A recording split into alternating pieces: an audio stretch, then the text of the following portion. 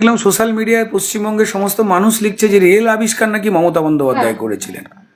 প্রথম ঝিকঝিক করে রেলগাড়ি চলবে, এইটাও নাকি মমতা বন্দ্যোপাধ্যায় আবিষ্কার করেছিলেন। এসআইআর আটকাবার উনি কোন হরিদাস পাল? এটা তো দেশের নিয়ম।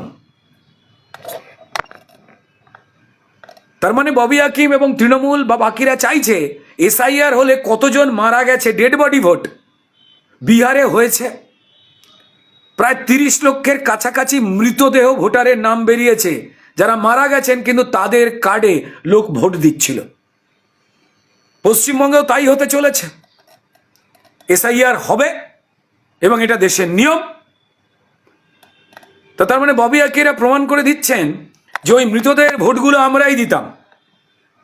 প্রত্যেক গলি গলি থেকে যে বাংলাদেশি রোহিঙ্গা এবং অনুপ্রবেশকারীরা ধরা পড়ছেন, ভোটার কার্ড, আধার কার্ড, পাসপোর্টের কারখানা সবাই যারা দেখছেন ধরা পড়ছে, তো তার মানে এই কারখানাগুলো কি তৃণমূলই চালায়? তো প্রমাণিত হচ্ছে তাদের কথায়। বুথেরা নেমে এসে ভোট দেন, ভৌতিক ভোটটাকে আটকাতে চেয়ে তারা প্রমাণ করছেন এই সব কটা মৃতদেহের ভোট আসলে তৃণমূলই দিয়ে দিত। আমি জানি না এই ধরনের নির্বুদ্ধিতার আচরণ, এমনটা না করে অন্যরকমভাবে মিথ্যে কথা বললে ভালো লাগতো।